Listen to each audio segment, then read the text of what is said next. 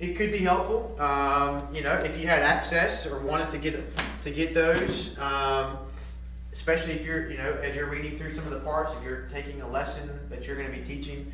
And so, like I said, if you have the genres, we're going to say, okay, here are the Old Testament genres that we want to cover. And we'll talk more about that later today. But and you're going to go into, okay, I'm going to teach Old Testament genres.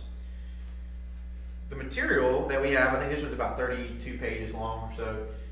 Again, it's just a framework, not like the Old Testament where we've said, okay, you probably can't, you're not going to find a textbook that you could collect that's going to help you to think through. We've really tried to put our own thought into Old Testament. So we do have a way that we want that communicated, and so we've compiled such a lengthy document, so that way a trainer would not be nearly as needed to go in and maybe do a little bit of preparation on their own. Hermeneutics is so practical. I mean, the Old Testament genres are the Old Testament genres. They're not. There's nothing unique to those as far as that we would sort of put our spin on. But simply, okay, you just what is biblical poetry? You need to be able to communicate that to our trainers, our trainees. So you might find a way to access those, especially if you have a particular part of the module that you're going to be teaching that you want to have access to, or I suppose I don't know how much time we have. We can make copies of the sections that we use out of the text. I don't think that's copyright. I think you can make copies, you just can't sell it, as I understand copywriting. So we can make copies of whatever we would need to have. There are some sections that are broad that we've used. Right? That's the intellectual portion. That's the core, the majority of the training each week is on that intellectual. For us, we're talking about hermeneutics. The third part is practical, right? The hands part. And we said, what are some of the things that we think pastors, ministry leaders need to know practically that maybe aren't covered through the intellectual or the other things. Just a way of some things we can give them that would help to prepare them in a holistic way. And so, module 1, the practical starts with, okay, God's called to ministry. What does that mean? To be called to ministry. We talk about an internal and an external call. Internally motivated, like Jeremiah says, it was shut up in my bones, right? But then there's an external where the church or a body of believers affirm in the life of an individual who's saying, I sense God's call to ministry. And so we talk about what it means to be called to ministry, called to suffer, called to the Scripture, called to shepherd, called to godly character. We explore 1 Timothy and Titus, some of the qualifications for what it means. And so we dive into some of those things. For hermeneutics, the practical really kind of lays itself out there for us. And what we've done is we've assigned some texts. Let's pull those up real quick just to go ahead and give them to you. Where we've said, okay, here are some primary texts that we want to think about throughout the week. And lo and behold, as I thought, they flow with our 5 devotional passages. So we've taken the 5 passages that we've done devotionally, and now what we're going to do is we're going to go in, and each day we're going to talk about hermeneutical ideas, right? And then every afternoon, what we're going to do is we're going to probably ask them to take 1 or 2 of those, not all 5, unless we think we have the capacity to do so, and say, let's take what we've learned today about our hermeneutical principles and tools and go into these passages and now apply them. And so for, 30, 45 minutes, maybe an hour, however long we determine we'd like to spend in the afternoon, and to let them sort of put into practice what we've just got done explaining to them that day. Because then what we can do is at the end of that time, that day, okay, somebody share with us. You took Genesis 11. What genre is that? Well, that's the Torah, that's the law. Well, what does that mean for us then? And how we interpret that? There are certain principles, hermeneutical principles that come with interpreting the law or interpreting the Torah, the Pentateuch. And they're thinking through that. We get to are there any figures of speech in Genesis 11, 1-9? Are there any similes, any metaphors, any of these things that we've talked about? Are there any of those in this passage that we need to that would help us to best interpret what Moses is writing in Genesis 11? What's the literary context, right? What's the historical, cultural context? We go back in and sort of let them put into practice what they've been learning each day. So they would build upon these passages from day 1 to day 2 to day 3 to day 4. So by the end of the week, hopefully what we have through the practical of hermeneutics is 2 or 3 semi-full hermeneutical outlines for them or with them. And we're helping to guide them through that. So we don't just give a bunch of principles. Here's hermeneutics, here's how you do it, here are the tools. All right, now start interpreting. And if you have any questions, you can through James to us or whatever, to get those to you. We've helped to guide them before we've even left, so that way we know they're at least on a good path, in a good direction in their interpretation. So this is the model that we want to exhibit throughout our training. Devotional, intellectual, practical. And they build upon each other week over week. So every module is sort of formed to be purposeful in each of the 3 sections. So we're not just sort of just sort of helter-skelter, just throwing darts at a board. That we have some really key aims that we want to have. So it could be, as we've had in the past, we've had guys who've gone and said their focus for the week was the devotional every morning and the practical every afternoon. And those are not just added components. Well, you know what? I don't get the core, the intellectual part. I'm stuck with the devotional and practical. Well, hopefully that a trainer would recognize these importance of both sides of the intellectual material and not see that as being less of an opportunity to teach, but actually, in some ways, as crucial, if not more crucial, because of the importance of those 2 parts to fulfilling, not just give these guys knowledge. We don't want to just give them knowledge and information. We want to make sure that there's a holistic impact on their lives as key ministry leaders and pastors. So each module hopefully has about 30 hours of training, depending upon location. So like in the Ivory Coast, we train, this one in July will be Monday through Thursday, basically 8 to 5, give or take, with lunch time in the middle, a couple of breaks each side in the morning or mid-morning and mid-afternoon. But so about 32 hours, you plus or minus, probably minus a little bit here or there, a little bit of a late start or something on a given morning, and so you get into that 30-hour mark. Yes. Is that with a translator? With a translator, unfortunately. Scott. So it actually ends up being a little more. My estimation is, I know sometimes people say 50-50. I really think it's more like 70-30. Okay. Because they have the capacity to take this much and put it into this much, and still be faithful to the communication of what's being said. So I don't think it's nearly as cut in half as is estimated, or maybe sometimes has been the case. You will have a solid period of time to be able to try to communicate what we're doing. But yes, there is translation that takes place. We look for that 30 hours to be including that, and so it's a good question. Nigeria, they speak English, so we have a true 30 hours. And the first time I was there, I did Old Testament on my own, and the hard part was not having a translator because I'm so used to it that I can share, and I can gather my thought. And I can share, I can gather my thought. And there was no gathering my thought because it was just me.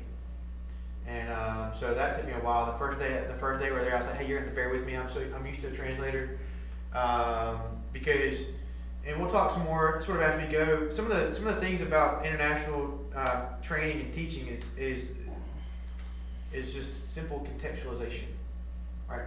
Themes and stories and jokes and stuff that maybe make sense to us here do not compute. So we have to be real careful as we're sharing and teaching that everything we use, everything we say has can be faithfully communicated and appropriately understood. What do you say? Relative to them. So I had a guy who went with me, and he starts talking about his retirement. We're in Nigeria. He's like, "Yeah, when I retired," and I said, "Hey, Brother Edwin, they don't know retirement, man.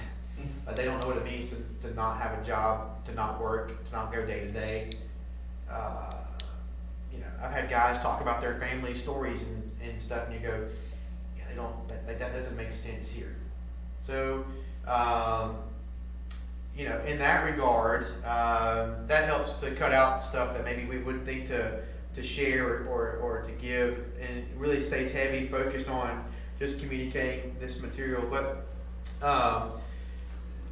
that's generally one of the hardest things for somebody who's maybe not as familiar with traveling and training out of the country, being able to be contextually appropriate to, well, it's called cross-cultural communication. What you say and how you're thinking it's coming out needs to be received correctly. So that way you're not saying one thing and they're receiving something different. This is what happens so often when people are sharing the gospel out of the country or cross-culturally. You think you're communicating one thing and they're hearing something different. And if we're not careful, this is where Jesus becomes just an addition to something else that they do. Somebody else that they worship, another God that they add. Again, why I think the faithful, full approach to the gospel is much better when we're dealing cross-culturally with somebody who doesn't have a Judeo-Christian background. But that's another day, another time. So roughly 30 hours that we will be engaged with them. James does the translating for us. He's a Liberian national who's actually a refugee in the Ivory Coast. He has UN citizenship or UN passport in the Ivory Coast, and so he's fluent in English and French. So the translation comes out in French. They'll have a portion of what you would have material-wise. They won't have the whole thing that you have sitting in front of you. But what they would have is a portion of that, sort of a student guide, if you will, that helps them to follow along with where we're going throughout the week. So that way they know what's coming and they're not feverishly just trying to write everything that we're saying, but they can write notes as you're teaching and as you're training, and sort of fill in the gaps, if you will, with what you're communicating. Of course, a module like this, maybe not quite as intense, but if you're trying to cover 39 books of the Old Testament, you're hammering, creation, fall, redemption from every story, from every passage.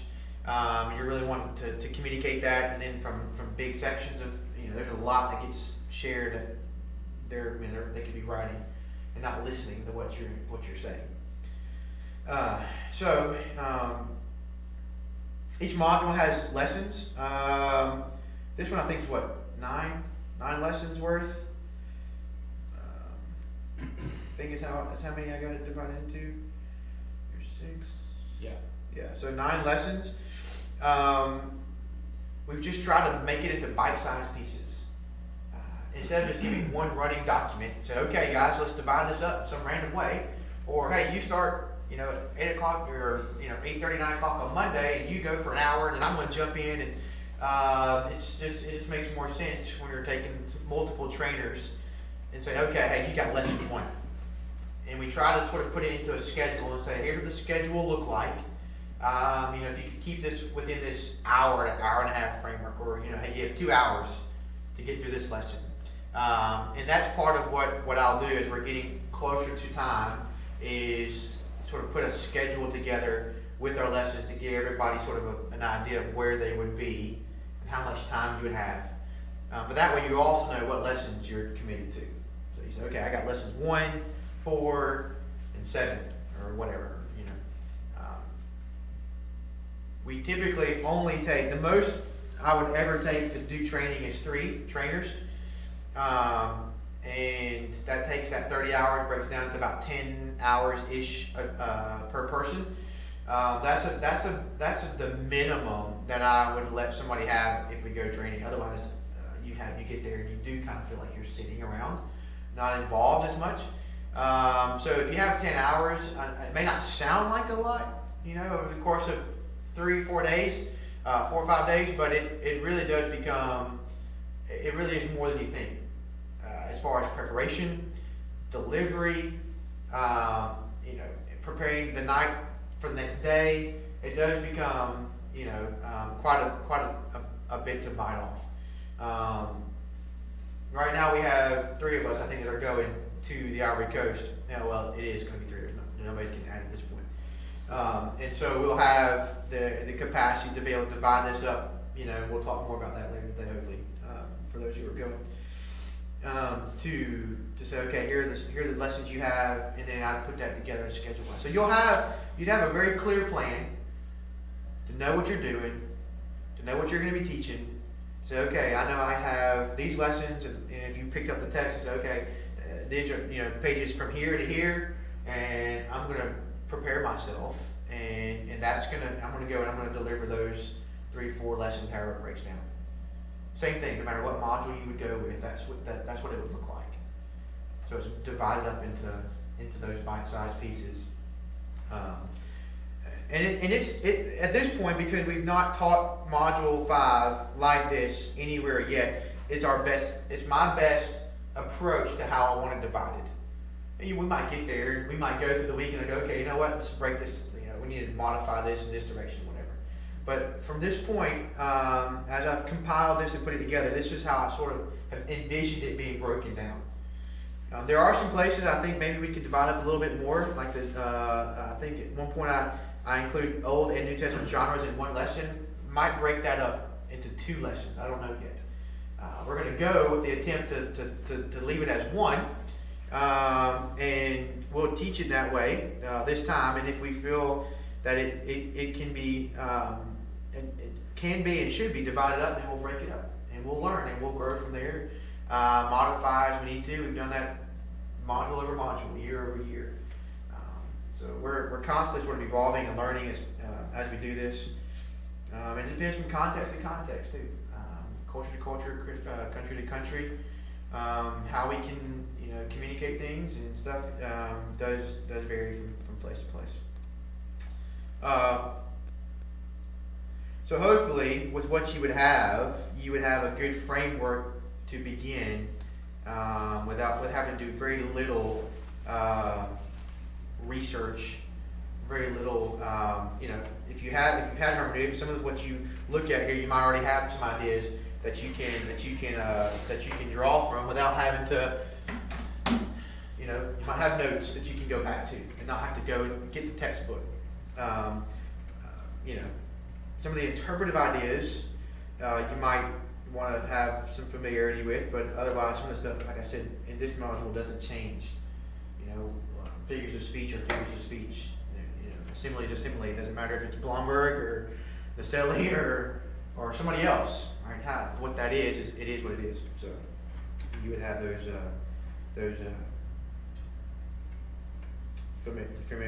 familiarity with that. So, any questions at this point?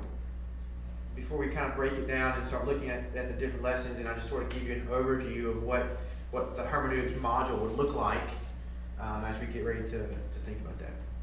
So you said that like 30 hours expand to like preparation to on the nights of and so on. Mm-hmm. Would you recommend obviously preparing way beforehand when the schedule comes out, having those preparations? Do you think that like for instance, if I were going to prepare a lesson or 3 lessons and have them prepared lessons, what's the likelihood that after seeing you teach through one of the lessons that I would go back and immediately want to readjust everything that I'd previously prepared? Knowing you know what I mean? 100%.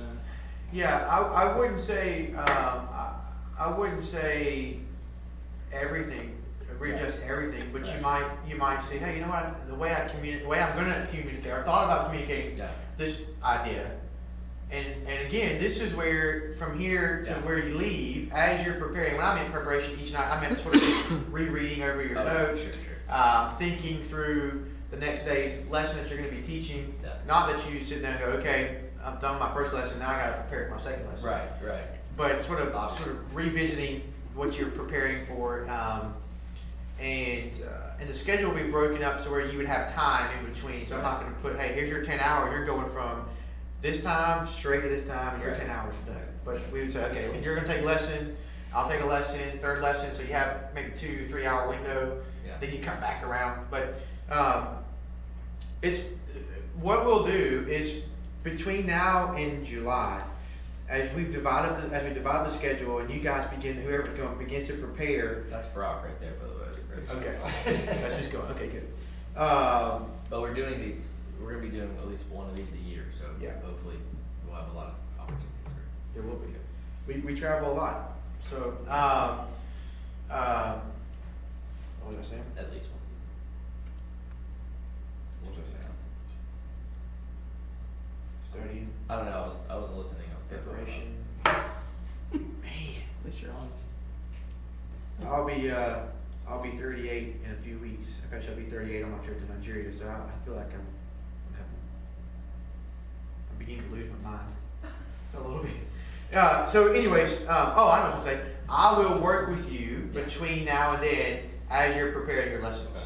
So we could sit down, we can talk, we can Skype or FaceTime, whatever, and say, okay, hey, look, I got this lesson. I'm thinking through these things. Help me think through this.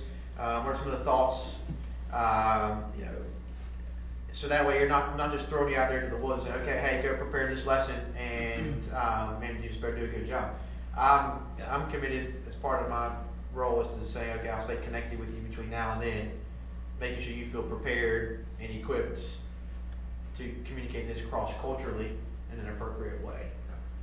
And then, then we'll spend time, each night, hey, what do you think? How'd the day go? Ideas. Hey, I saw you do this. Why did you do that? It's a learning curve. It really is. I've been doing cross-cultural